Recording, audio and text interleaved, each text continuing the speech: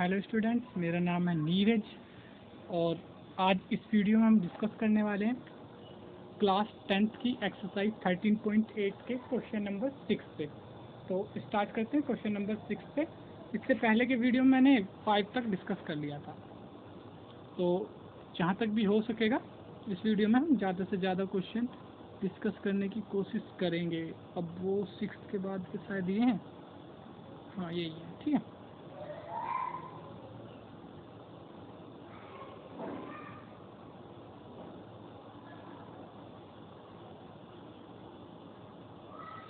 ठीक है, एक और चीज़ कर देता हूँ थोड़ा इसके लिए, ताकि मैं इरेजर से क्लिक करके दिखाऊँ आपको तो दिक्कत ना हो। ठीक है, बहुत बढ़िया। ठीक है, अब क्या है, a hemispherical tank is made up of iron sheet. A hemispherical tank is made up of an iron sheet 1 centimeter thick. If the inner radius is 1 centimeter, inner radius is 1 meter, then find the volume of iron used to make tank. इस question को कैसे करना है उसके लिए मैं थोड़ा सा आपको समझाने की कोशिश करता हूँ। तो हम स्पेयर की शेप लेना चाह रहा था मैं, लेकिन इसमें केवल स्पेयर की है। ठीक है, तो स्पेयर से समझाना ठीक रहेगा क्या, देखता हूँ एक बार कोशिश करके। अगर मुझे लगता है तो मैं कोशिश करूँगा, नहीं ये कुछ काम कर लिया। ठीक है, इससे बढ़िया तो मैं पेन से ही बना लूँगा। ठीक है, तो अगले पेज ले लेते हैं, अगले पेज समझेंगे क्योंकि हम, ठीक है। तो यहाँ से क्या है, हेमिस्फीयर टैंक डिटेल ले लेते हैं। ठीक है, थिकनेस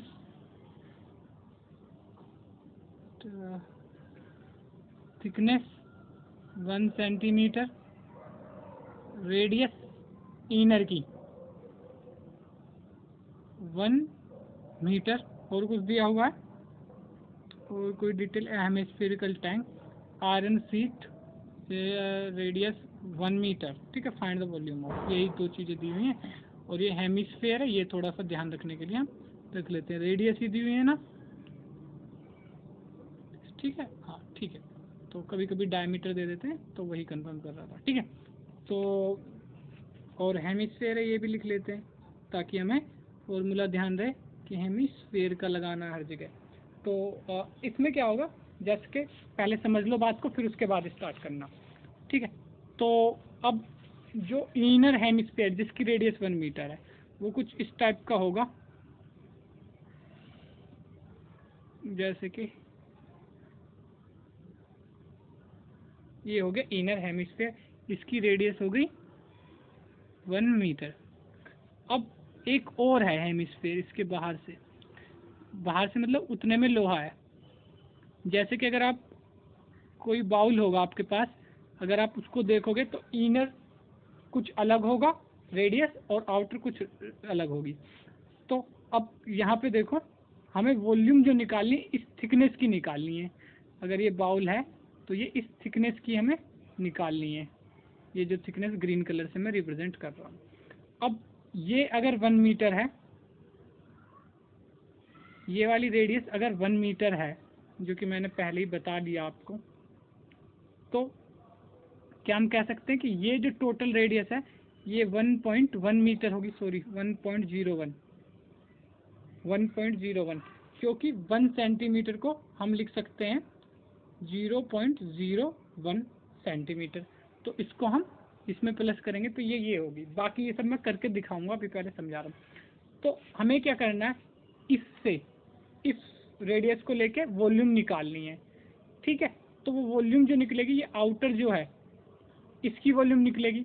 अब उसमें से क्या करना है, फिर इस रेडियस को लेके 1 मीटर को लेके एक वॉल्यूम निकालनी है, उसको माइनस कर देना इस वॉल्यूम में से। तो यानी कि ये अंदर की वॉल्यूम जो माइनस हो जाएगी, तो ये जो ग्रीन कलर वाला पोर्शन है वो रह जाएगा। ठीक है, तो एक बार दोबारा साफ साफ थोड़ा सा समझा देता हूँ मैं।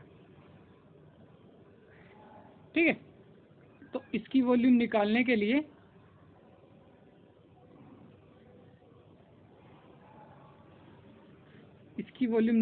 लिए हम सबसे पहले ये बड़ी रेडियस वाली यानी कि बाहर वाले की वॉल्यूम निकालेंगे, उसमें से अंदर वाले की वॉल्यूम निकाले के माइनस कर देंगे, तो ये जो है हमारे पास ये वॉल्यूम आ जाएगी। तो शुरू करते हैं।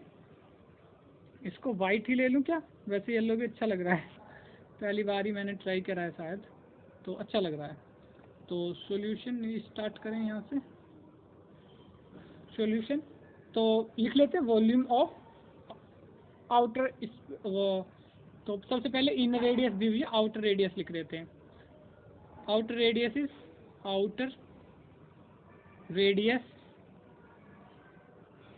इज, अब इनर रेडियस या इनर रेडियस को आर आई लिख लेता हूँ मैं, आर आई क्योंकि ऊपर लिख ही दिया है, प्लस थिकनेस, तो ये हो जाएगी कुल 1 plus 0.01 metre.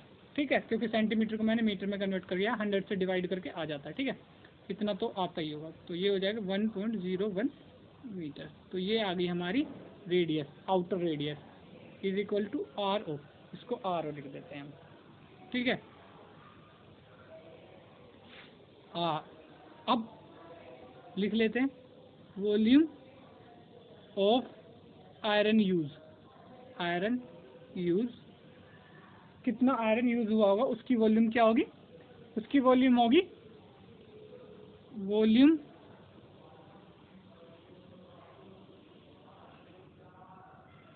Of outer hemisphere minus volume of inner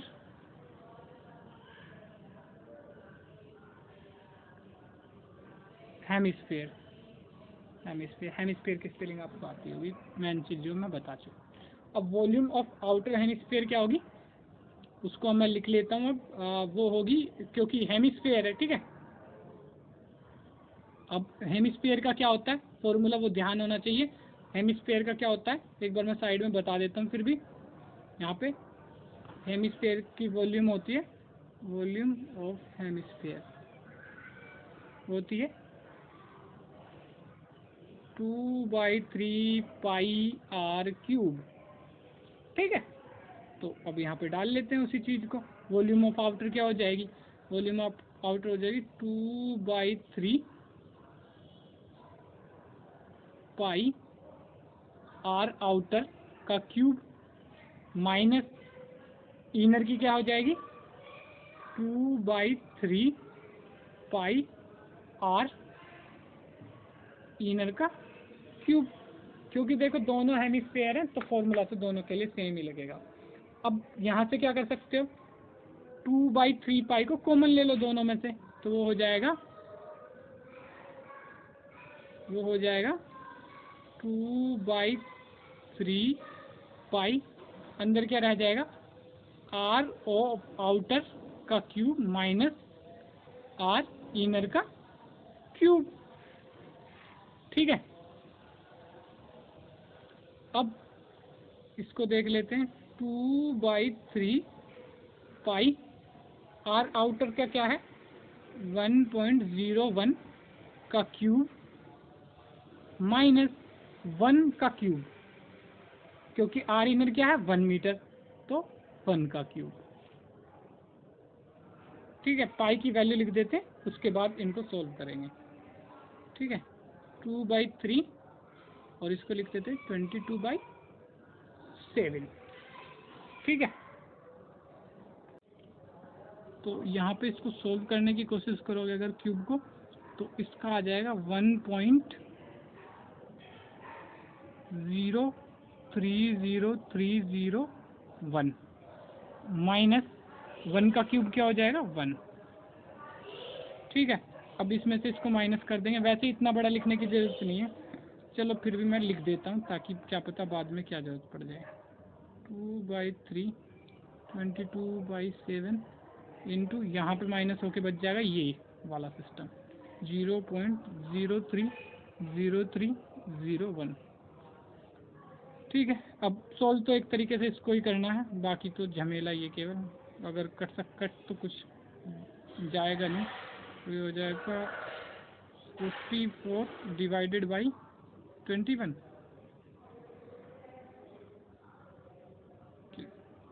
ठीक है, ये कोई कॉमन नंबर तो है नहीं जिससे इन्हें काट सकें। ठीक है, तो ये हो जाएगा 0.0303 ही लिख लेते हैं इसको फिलहाल के लिए। ठीक है, इसको 44 से मल्टीप्लाई, तो अगर इनको मल्टीप्लाई करके कैलकुलेट करने की कोशिश करोगे तो आ जाएगा 1.332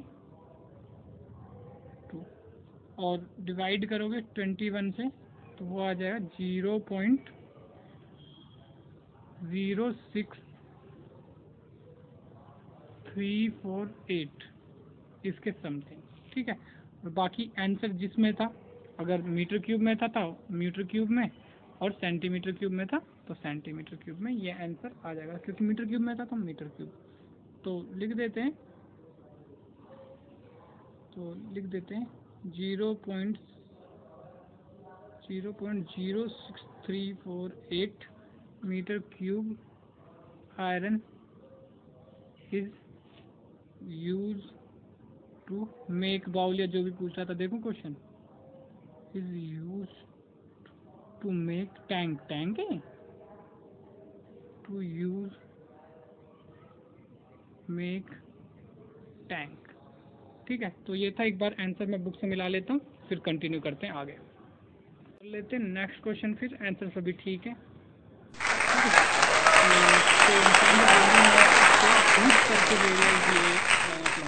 ठीक है, 154 तो फलाना ढिमकाना तो नहीं कह सकते। उस सरफेस एरिया जी, सरफेस एरिया 4πr² होता है। ठीक है, सरफेस एरिया ही होता है इसमें, बाकी तो कुछ होता नहीं है, मतलब और एरिया नहीं निकालने होते। क्यूबिक सर्कल सरफेस एरिया ही हो, सरफेस एरिया ही होता है, मतलब टोटल सरफेस एरिया, जैसे कि उनमें कौन वगैरह में ऐसा कुछ नहीं होता इसके में।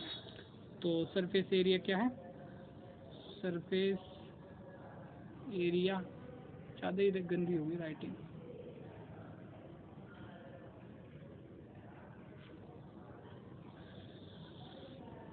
सरफेस एरिया हमें दिया हुआ है 154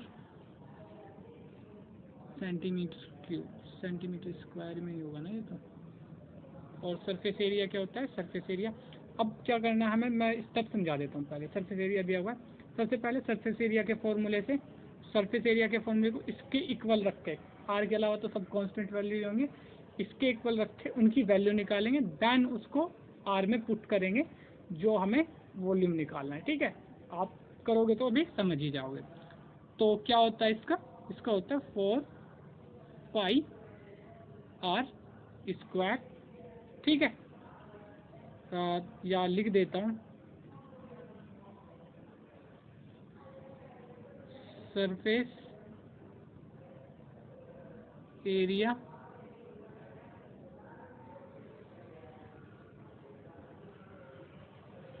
of sphere is equal to 4πr²।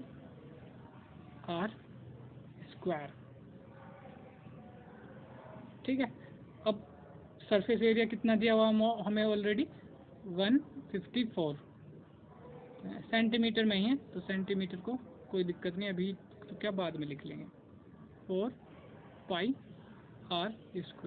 4π को इधर डिवाइड में ले आते हैं। ठीक है, 4π को इधर डिवाइड में ले आते हैं, 154 divided by 4π is equal to r²।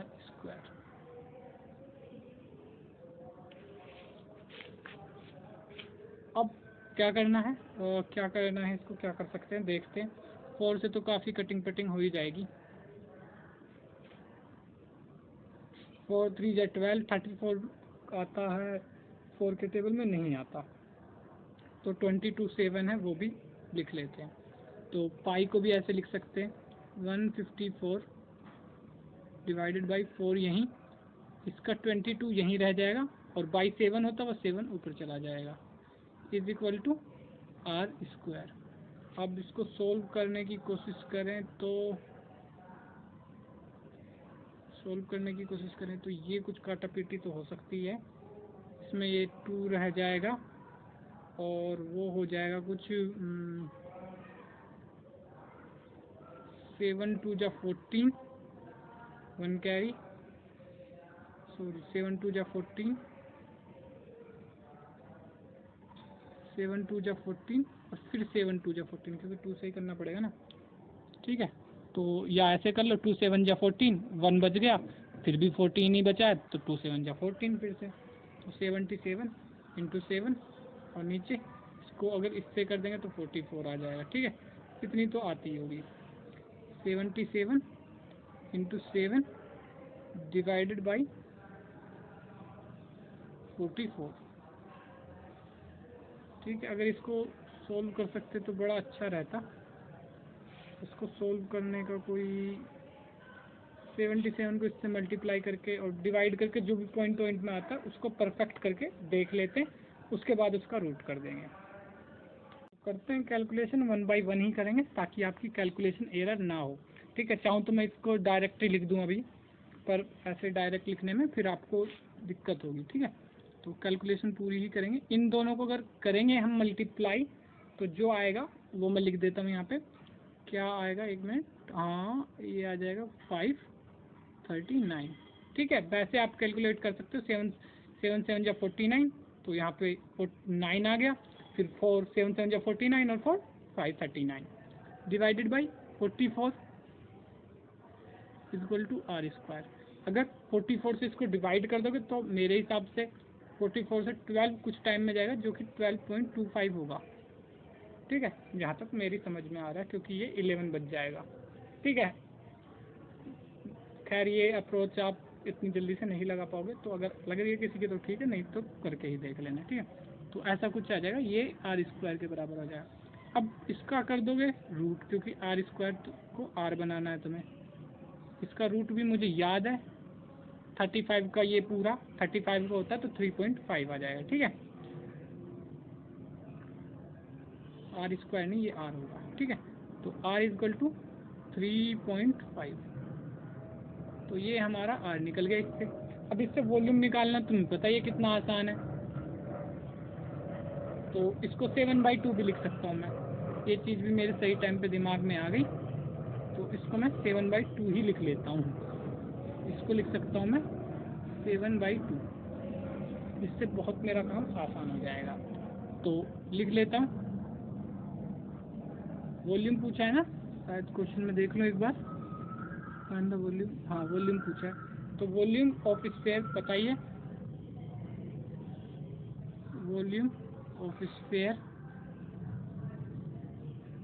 Is equal to 4/3 pi r cube, और आर क्यूब को मैं अपने ही डिजाइन से लिखूँगा। 4/3 को एज इट इज 22/7।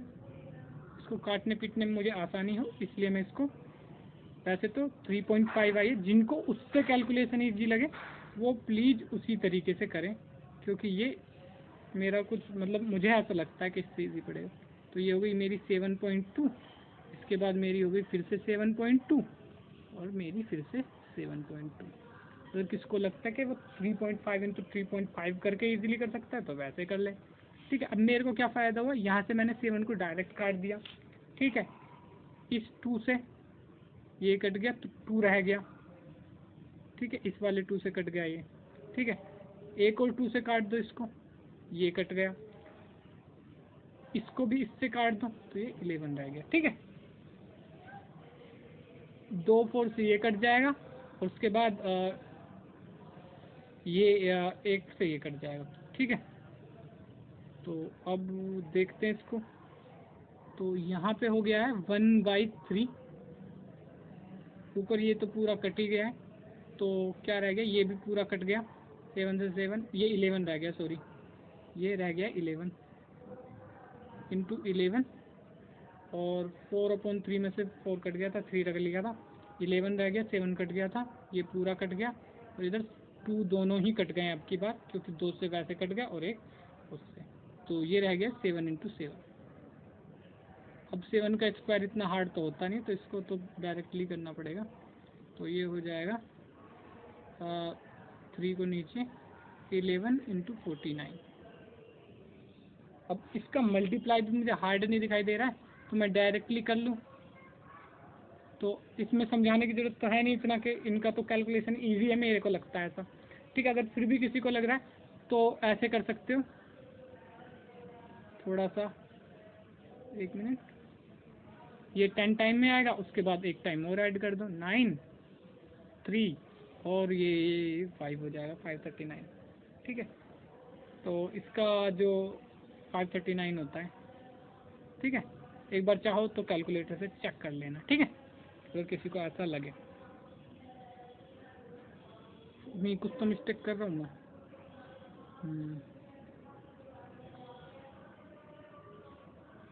नहीं नहीं नहीं, ये नहीं होता। 1 मिनट, कुछ तो मिस्टेक करी है मैंने। 1 मिनट में चेक कर लूँ क्या मिस्टेक हो। सब सही ही लग रहा है। अच्छा, 11 से मल्टीप्लाई करना था, तो ठीक है ठीक है। मुझे एक बार को लगा मैं 49 का स्क्वायर करके इतना कम कैसे निकाल रहा हूँ 539, तो इसलिए मुझे थोड़ा सा कन्फ्यूज़न हो गया। तो ये 11 से मल्टीप्लाई करके तो इतना आ सकता है, मतलब थोड़ा सा ये भी अप्रोच रखनी चाहिए ना, गलत तो नहीं हो रहा कहीं। ठीक है, तो ये हमारा आ जाएगा। इसके बाद डिवाइड करना मेरे हिसाब से तो कोई मुश्किल काम है नहीं ऐसा, फिर भी मैं कर देता हूँ आप लोगों के लिए। 3 1 जा 3, फिर उसके बाद 3 से 1 जा 21 2, फिर 3 से 1 जा 21। ठीक है, 3 से 1 जा 21, सॉरी 3 से 1 जा 21 के बाद भी जा सकता है। फिर ये 3 9 जा 27। ठीक है, देखो मैं समझा देता हूँ। 3 को 5 से करेंगे तो 3 1 जा 3, 2 कैरी, फिर 3 से 1 जा 21, फिर 2 रह जाएगा 3 में से माइनस होके, 3 में से 1 माइनस होके, फिर 3 से 1 जा 29, तो सॉरी 27, तो फिर 2 रह जाएगा। उस 3 को हम ऊपर लिख लेंगे और इसको नीचे। अब मीटर क्यूब में था या सेंटीमीटर क्यूब में, वो देख लेते हैं। सेंटीमीटर क्यूब, तो इतने सेंटीमीटर क्यूब हो जाएगा उसका वॉल्यूम। ठीक है, तो यही था। जैसे ये एज इट इज मेरे हिसाब से बुक का आंसर की तरह ही निकाला मैंने, क्योंकि मैंने पिछली बार, मेरे को जब पिछली बार ऐसा ही क्वेश्चन करा था तो उन्होंने ऐसे करके आंसर दिया था, इसलिए मैं ऐसा करके लिख रहा हूँ अब की बात। अगर कुछ और होगा तो मैं अभी जब चेक करूँगा क्रॉस चेक तो मैं आपको बता दूंगा। ठीक है, तो अब आगे बढ़ते हैं और ये समझ लेते हैं इस चीज़ को कि इसका स्टेटमेंट लिख देते हैं। तो लिख देते हैं, तो volume of sphere is 7923 centimetre cube. ठीक है, तो आंसर इज परफेक्ट। ठीक है, तो अब देख लेते हैं पिछला जो क्वेश्चन था एक ही करा है क्या मैंने अभी तक? नहीं, 2 करे होंगे मैंने। ठीक है, तो ये था पहले वाला, तो इसको छोटा कर देता हूँ ताकि आप स्क्रीनशॉट ले सको। ठीक है, स्क्रीनशॉट ले लो। ठीक है, मेरे हिसाब से ले लिया होगा 1 2 3। अगले पे जाता हूँ।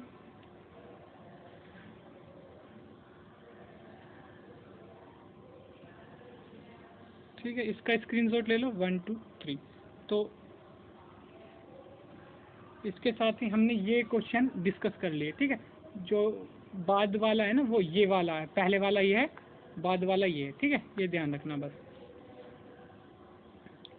और उसके बाद क्या है, 6 और 7 डिस्कस कर लिए। मेरे हिसाब से आज के लिए इतना सफिशेंट है। और 9 एक बार में कर लेंगे, और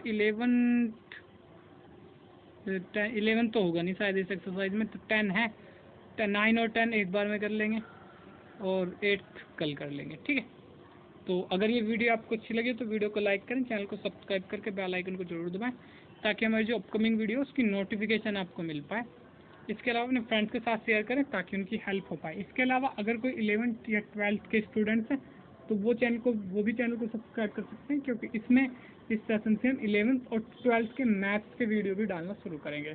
और अगर हो सका तो फिजिक्स की भी कोशिश करेंगे, पर अभी शायद पॉसिबिलिटी होगी नहीं। Thank you.